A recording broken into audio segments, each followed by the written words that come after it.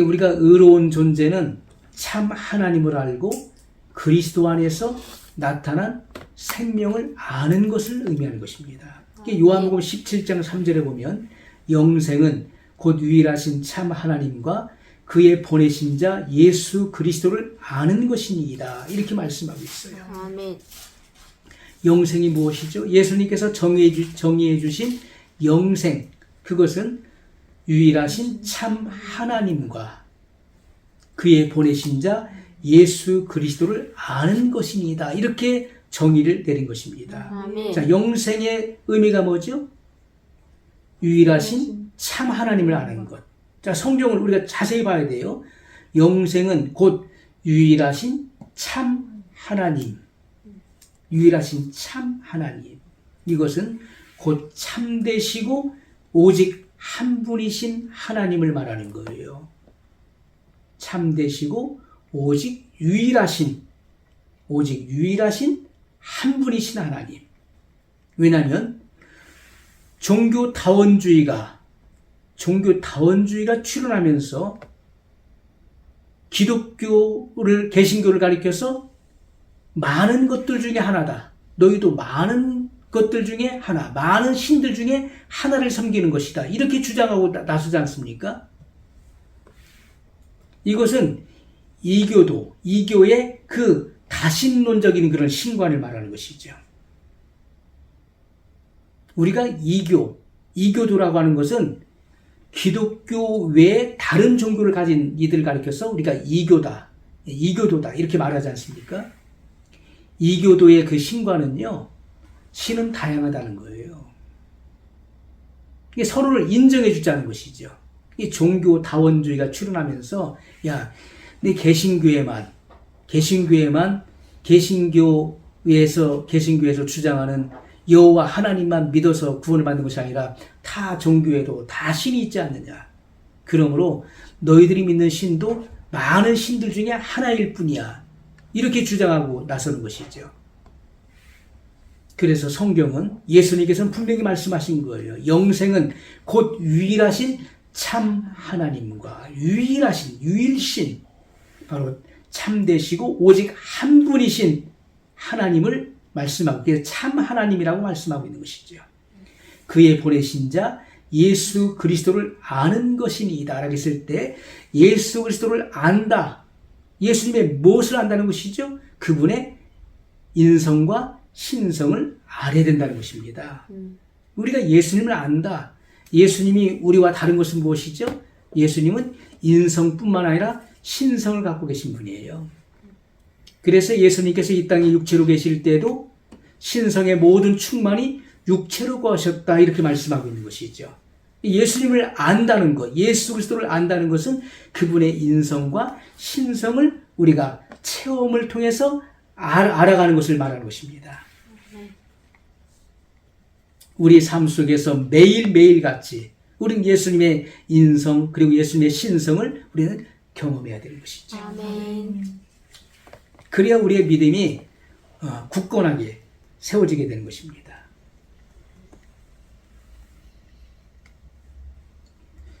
우리가 죄인의 죽음이라고 하는 것은요, 악하고 비참할 뿐만 아니라 그리고 천한 것입니다. 천하다. 아무 쓸모가 없는 거예요. 그래서 불과 유황에 타는 곳에 던져진다. 이것은 우주의 소각장을 의미하는 것입니다. 쓰레기를 태우면서 야, 아깝다는 사람은 아무도 없는 것입니다. 지저분하고 더러운 무가치한 쓰레기를 태울 때 야, 잘 탄다 그러죠. 그래서 불과 유황에 타는 못, 그곳은 바로 우주의 소각장과 같은 곳입니다. 거기서 슬피 울며 이를 갈아도, 뜨겁고 괴로워서 고래고래 소리를 질러도, 목이 터지도록 소리를 질러도 그 누구도 거기에 대꾸하거나 동정하거나 불쌍히 여기는 자가 아무도 없다는 것입니다. 그것이 바로 지옥이에요. 요한일서 1장 2절에 보면, 요한일서 1장 2절에 보면 이 생명이 나타내신 바 된지라, 이 영원한 생명을 우리가 보았고 증거하여 너희에게 전하노니 이는 아버지와 함께 계시다가 우리에게 나타내신 바 된 자니라. 아멘. 아멘. 자, 이 생명이 나타내신 바 된지라. 무슨 말씀이죠? 생명을 주시는 그분이 우리에게 오셨다는 거예요. 아멘. 예수님께서 이 땅에 오신 목적이 무엇입니까? 생명을 주러 오신 거예요. 예수님은 생명을 잃은 자들, 아담의 범죄로 말미암아 모든 인류에게 이 죄가 유전되었죠. 그리고 모든 인류가 다 사망 아래 있게 되었습니다. 그래서 하나님께서는 모든 사람이 죄를 범하였음에 하나님의 영광에 이르지 못하더니 하나님의 그 영광의 기준에, 그 표준에 도달하지 못한다는 거예요. 인간의 그 어떤 의로움으로도 나올 수 없다는 거예요. 종교적인 의로움, 윤리도덕적인 의로움, 자기 어떤 율법의 그런 행위의 의로움으로 도달할 수 없다는 거예요. 인간의 기준으로는 하나님의 의의 기준에 도달할 자가 아무도 없다는 것입니다. 그리고 모든 인간은 다 죄인이라고 하나님은 규명하셨다는 거예요. 그렇기 때문에 사람이 구원을 받기 위해서는 생명을 받아야 되는 것입니다. 예수님의 생명을 받아야 되는 거예요. 그래서 사도 요한은 이 생명이 나타내신 바 된지라, 생명을 주시는 그분이 우리에게 오셨다는 거예요. 이 영원한 생명을 우리가 보았고 그 나타난 생명, 이 생명이 우리에게 눈으로 볼 수 있게 나타났다는 것이죠. 예수님의 그 성육신을 설명하고 있는 것입니다. 증거하여 너희에게 전하노니. 그래서 사도 요한은 지금 무엇을 증거하고 있는 것이죠? 내가 증거하여 너희에게 전한다. 내가 본 것을 너희에게 증거하여 전한다. 자, 무엇을 증거하는 것입니까? 예수 그리스도의 성육신, 말씀이 육신이 되셨다. 태초부터는 생명의 말씀이 육신의 몸을 입고 이 땅에 오셨다. 생명을 주러 오신 것을 내가 너에게 전한다는 거예요. 또한 예수님의 사역을 증거하고 있는 거예요. 우리가 무엇을 보았느냐? 우리는 예수님의 공생애 동안에 예수님과 희노애락을 함께 했었다. 우린 예수님과 3년 동안 동고동락한 예수님의 증인들이다. 우리가 본 것을 증거하여 너에게 전한다 하면서 무엇을 전하고 있는 것이죠? 예수 그리스도의 성육신과 예수님의 사역을 지금 증거하고 있는 것인데, 예수님의 그 사역의 본질이 무엇입니까? 그 예수님의 핵심이 되는 사역이 뭐죠? 그것은 십자가와 부활의 사역을 말하는 거예요. 예수님이 죄인을 위하여 죽으셨다는 거예요. 죄인을 구속하기 위하여 속죄의 그런 제물로 오셔서 죽으셨다는 거예요. 그래서 구속을 이루셨다는 것입니다. 그것이 예수님의 주된 사역이에요. 또한 믿는 자를 의롭다 하시기 위해서 죽은 자들 가운데서 사망 권세를 깨뜨리시고 부활하셨다는 거예요. 이것을 증거한다는 것입니다. 이것을 증거하여 전한다. 이 같은 이 복음의 본질은요, 하나님께서 계시해 주시지 않는다면은 누구도 이 같은 참된 의미를 깨달을 수가 없는 것입니다. 인간의 지혜로서는 하나님을 알 수가 없는 거예요. 복음의 본질을, 하나님의 경륜 안에 있는 이 같은 복음의 이런 본질을 누가 이것을 헤아리고 깨달을 수 있겠습니까? 하나님께서 계시해 주시지 않으면 알 수가 없는 거예요.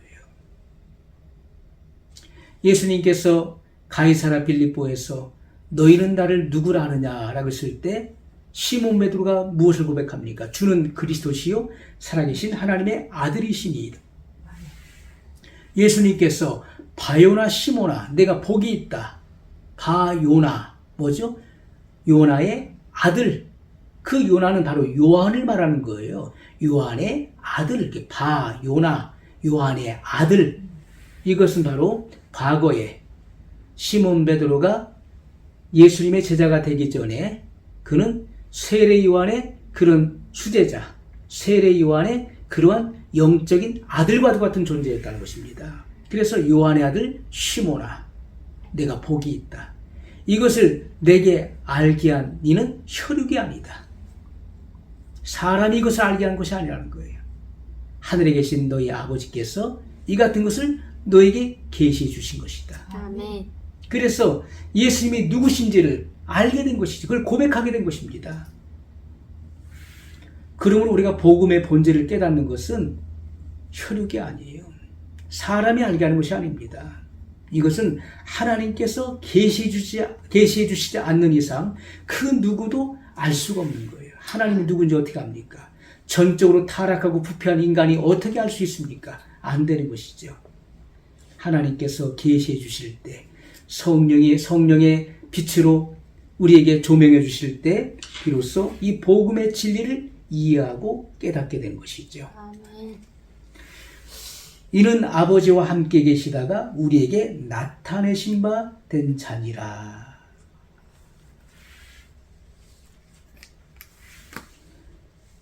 자, 사도 바울은 우리가 바울 서신을 보게 되면은 바울 서신이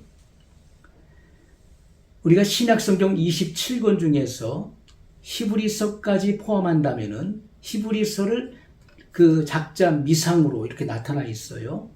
그래서 정확한 이 작자가 누군지 모르겠다, 이렇게 학자들이 많이 이야기하는데, 그러나 대부분은 바울의 글로 추정을 하고 있는 것이죠. 왜냐하면 모든 문체와 문맥으로 봤을 때 바울이 쓴 것이 틀림없다라고 보는 것입니다. 그랬을 경우 바울 서신이 14권에 해당되는 거예요. 그러면 신약 성경의 반 이상을 바울이 쓴 것입니다. 자, 우리가 이 바울 서신을 보게 되면 여기에 바울은 예수 그리스도라는 말도 많이 사용하고 있지만은, 그러나 그리스도 예수라는 말을 더 많이 쓰고 있어요. 그리스도 예수의 종된 나 바울은, 그리스도 예수의 부르심을 받은 나 바울은, 이렇게 소개하고 있는 것이죠. 근데 사도들, 예수님과 함께 있었던 사도들의 그런 글을 보면은 예수 그리스도라고 표현하고 있어요. 그런데 바울은 그리스도 예수를 표현하고 있는 것입니다. 왜 그럴까요? 우리가 예수라고 하는 것은 인성을 말하는 것이고 그리스도는 신성을 말하는 것입니다. 그리스도는 기름을 받은 자를 말하는 것이죠. 예수님의 제자들은 예수님의 인성을 먼저 경험한 것입니다. 예수님을 하나님의 아들로 처음부터 알았던 것이 아니에요. 예수님의 인성을 먼저 경험했고, 그리고 그 이후에 예수님께서 하늘로서 내려오신 하나님의 아들, 바로 메시아이신 것을 깨닫게 된, 발견하게 된 것입니다. 그래서 예수 그리스도라고 표현하고 있지만은, 사도 바울은 예수님의 공생애 동안에 있었던 사람이 아니었잖아요. 그런데 이 사도 바울은 어떻습니까? 사도 바울은 다메섹에서 믿는 자들을 핍박하는데 최선봉에 섰었고, 유대교를 배신하고 그리스도교로 개종한 사람들이 다메섹에 있다는 그런 소문을 듣고 그곳에까지 그들을 잡아들이기 위해서 사내든 공회로부터 체포영장을 발부받아서 가고 있었던 거예요. 그러다가 다메섹에 이르렀을 때 호련히 밝은 빛 가운데, 낮 정오가 되었는데 밝은 빛 가운데 예수님을 만나게 되죠. 그래서 그는 인성을 갖고 계시는 예수님보다 신성을 갖고 계시는 그리스도를 먼저 경험하게 된 것입니다. 그래서 그는 땅에 엎드려져서 주여 누구십니까? 라고 두려움 속에서 떨면서 그가 부르짖을 때 예수님께서 말씀하시기를 나는 내가 핍박하는 나사렛 예수니라, 이렇게 말씀했어요. 예수님의 인성보다 신성을 먼저 발견하게 된 것이고, 그리고 나중에 예수님은 하나님이실 뿐만 아니라 참 사람이심을 그가 발견하게 된 것이죠. 그래서 그의 서신 속에는 그리스도 예수라고 하는 말이 많이 표현되어 있는 것을 보게 됩니다.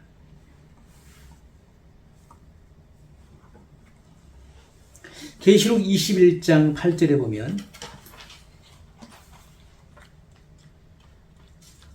지옥에 가는 자들, 영원히 그 불과 유황에 타는 못에 참여하는 자들에 대해서 말씀하고 있죠.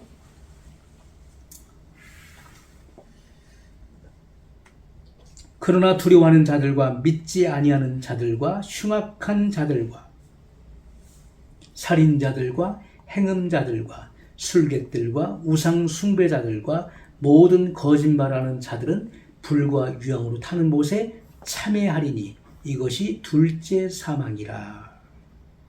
자, 두려워하는 자들과 믿지 아니하는 자, 믿지 않는다는 것은 거듭나지 못한 자를 말하는 거예요. 우리가 믿지 않는다. 그러면 많은 사람이 저 세상 사람들, 교회와 상관없는 사람들만은 지칭하죠. 그렇지가 않습니다. 교회 안에도 하나님의 이 말씀을 믿지 않는 자들이 얼마나 많은지 모릅니다. 믿지 않는 자들이에요. 하나님을 믿는다고 하지만 말씀을 믿지 못하는 것은 하나님을 믿지 못하는 것입니다. 예수님의 신성과 인성을 경험하지 못했다는 것을 증명하는 거예요. 우리가 예수님을 참되게 아는 것은 그의 보내신 자 예수 그리스도를 아는 것이니다라고 했을 때 주님을 안다는 것은 주님의 인성과 신성을 우리는 체험을 통해서 우리 삶 속에서 그분을 알아가는 것을 의미하는 것입니다. 그렇게 알아야 되는 거예요. 어떤 사람은 예수님을 그저 인간이신 예수님만 아는 사람이 있어요. 그건 잘못 아는 것이죠. 예수님은 사람을 구원하기 위해서 참 사람이 되셨을 뿐만 아니라 그분의 본질은 참 하나님이시죠. 예수님은 바로 하늘에서 오신 분, 영원 태초부터 있었던 영원한 생명의 말씀이, 이 로고스의 말씀이 육신의 몸을 입고 이 땅에 오신 것입니다. 이와 같은 예수 그리스도, 하나님의 아들 예수 그리스도를 바르게 알아야 되는 것이죠. 아멘. 우리가 읽은 계시록 21장 8절은 완악한 죄와 이 불신앙의 그 최후, 그 최후는 무엇입니까? 영원한 사망이라는 거예요. 불과 유황에 타는 못에 참여하게 됐다. 이것이 바로 영원한 사망을 의미하는 것, 최후의 사망을 의미하는 것입니다. 이것은 바로 영원한 형벌에 참여하게 되는 것이라고 말씀하고 있는 것이죠.